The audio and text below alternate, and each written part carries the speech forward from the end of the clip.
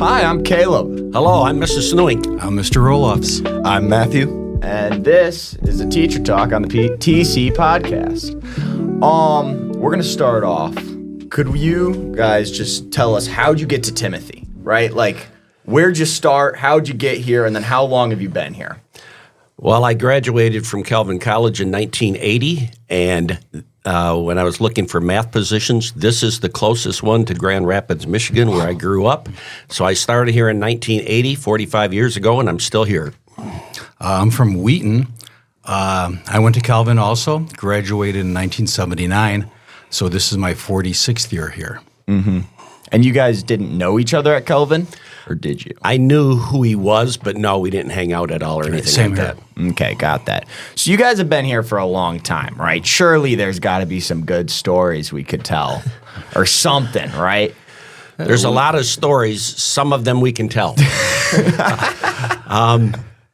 I'll start with one of our good friends, former student and strength and conditioning coach, Randy Heisman. We often go out with him, and he'll tell us a bunch of stories. And one that I always liked is, he was in a class with, we'll say, Miss X, and she was kind of naive. So in the middle of the lesson, Randy raised his hand. She was wearing a pin, and it was an apple with a bite out of it.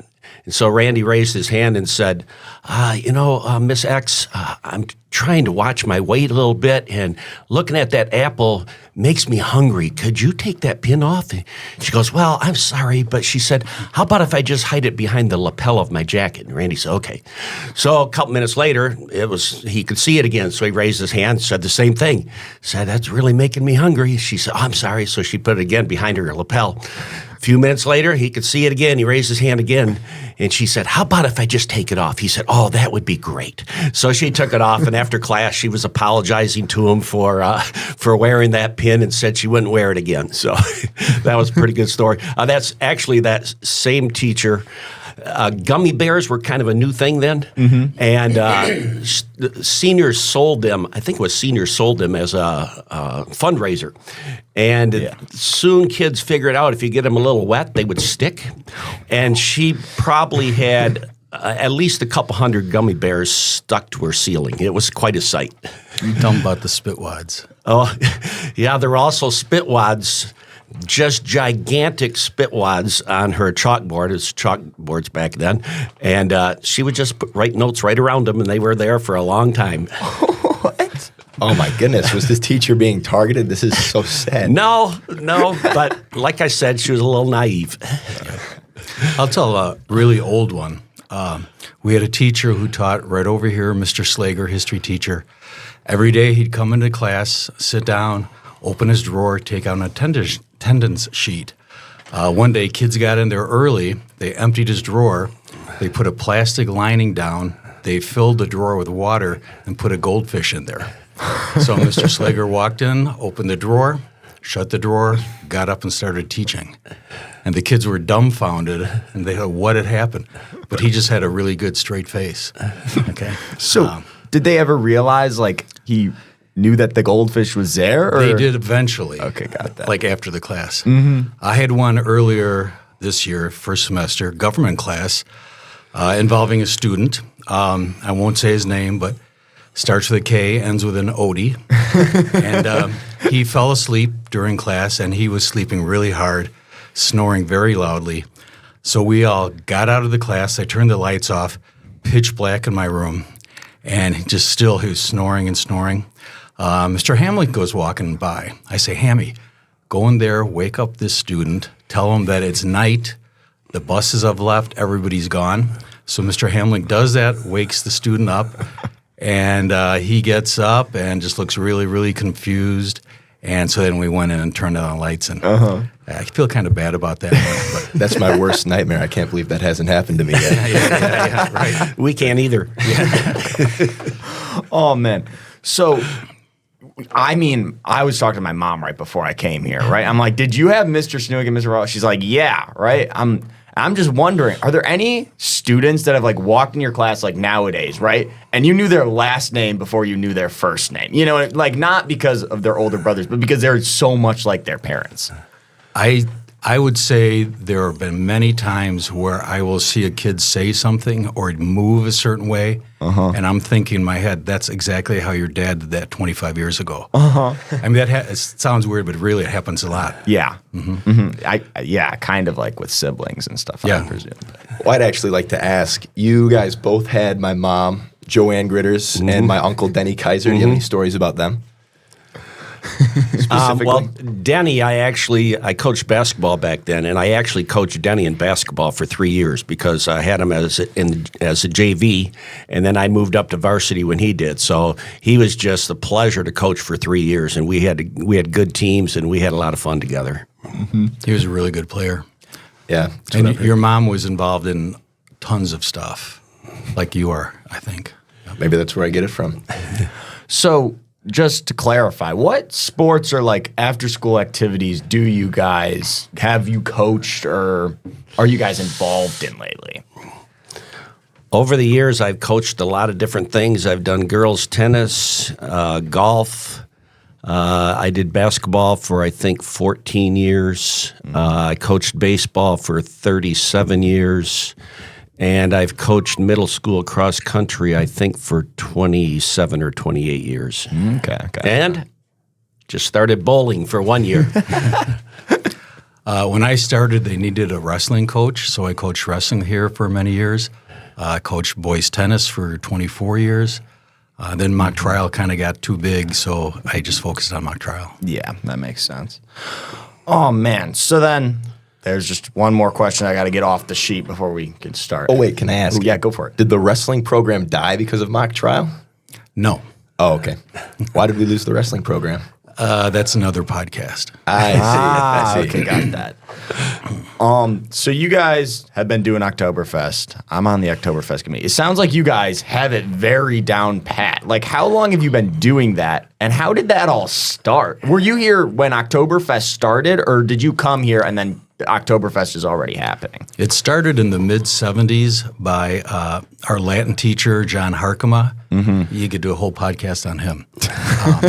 So that was in the mid-'70s, but it's very small. It was just the Fine Arts Committee. Yeah. So you might have 30 kids involved instead of 300 kids involved. And then we decided either in 1983 or 1984, he put us together to do this song, We Had Some Chickens, which we've subsequently done a couple times. It was in the gym because the auditorium did not exist yet. And so it's a Depression song. Think American Gothic. Mr. Snoeyink was the husband, I was the wife. And we entered the gym and the spotlight hit us and everybody just went nuts. We were like, holy cow, what is going on? And and so we did that song and it was so successful. The next year, Mr. Harkema wanted us to do it again, so we did the song again. And break dancing was just coming in at the time, so we added break dancing. And I was spinning on the floor, and I couldn't do that now. I'd have to have somebody help me up. But, Right. Is there a video of this anywhere? I believe there is. I think so. Oh, boy. But yeah, and then we just have been doing a number every year since. So Yeah. That's pretty cool. Where might you find a video like this? A film somewhere? Blow the dust off? I might have. It'd be a VHS, but I might have one.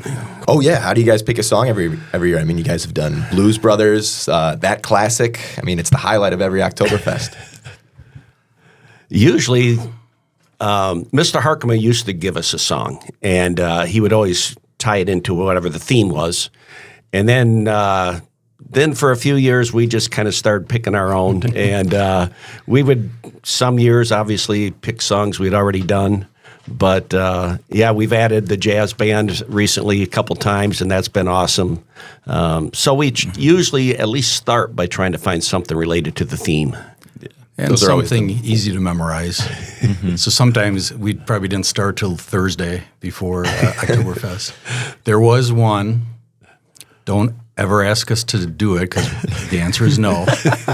The copper clapper caper. Yes. And you can go to YouTube and type in copper clapper caper. It's just really, really difficult. Yeah. It's funny, but it's really difficult. It's just a tongue twister? Yes. Yes. Okay, got that. So you guys were talking about how the auditorium wasn't built yet and how when you got the auditorium, you started going. What are some of the changes at TC that you'd say you enjoyed the most or you think were just the best in general for quality of life and stuff? For teaching, For teaching in math specifically, the graphing calculator totally changed the way we taught math, especially the upper levels, algebra 2, pre-calc, and calculus, completely changed how we taught. Yeah. And for me personally, I use the smartboard every single day, and I love it. And that has really changed how I have taught as well. Yeah. I started with chalk and a coal scuttle. I got off the covered wagon, and so biggest thing for me was using the smartboard and being able to put the computer on the smartboard and YouTube. Oh yeah. And computers in general. Yeah, that's true. We didn't have computers. We didn't have started. computers. Yeah. So was the basic calculator, like when did you, well, here's my question. When did you stop saying you're always going to have a calculator and you're not always going to have your calculator in your pocket? Because like I feel like with the iPhone, you kind of always have a calculator in your pocket. You know what I mean? Yeah. Or was that just something you never ended up saying? So, No, I didn't really say that a lot. But over the years, I can tell kids really rely on their calculators. So just basic math, they don't. Yeah. They don't want to multiply things in their head. They want to immediately go to their phone and figure it out that way. But just plug it in. yeah. Whenever a quiz was no calculator, I did not do well. That was my downfall. I loved my calculator. Okay. Just the last question kind of for the day. What are some like advice or what's some advice you guys would give the seniors going on? I mean, you've seen so many classes go through here. What would you say would be your guys' biggest piece of advice? I would say, to be very serious, I would say for seniors going to college, I would strongly encourage them to find a church and just get involved with the church immediately as soon as they get there. Because I think if they put it off, it's going to be harder and harder and harder to find one and get yourself up on a Sunday morning and go to a church. Yeah. So I think that would be my advice to all seniors going to college. Or even at a Christian college, you're not going to have your mother there to make you get up and go to church. So, Have you seen like a different trend lately in the past few years about how many kids are going to Christian colleges from TC versus, or would you say it'd stay about consistent? I'm just always amazed at how many different colleges kids from TC attend. When I'm from Michigan, I still have all my family there, and they are just amazed at all the different places our students go to school because it's not like that everywhere. And I really think it's great, the diversity we have. So were you originally from like around Holland or Grand Rapids area? Grand Rapids area. Okay, got that. So Yeah. then a lot of Yeah. those schools probably. Yes. Yeah. Yeah. I mean, back then it was everybody pushed Calvin College, you know, and that has changed somewhat there, but they still don't they still don't go around the country like our students do. Thank you so much for being here today. We appreciate it. This has been episode 1 of the Teacher Talk podcast. Thank All you right. so much. Great. It's been fun. thank you.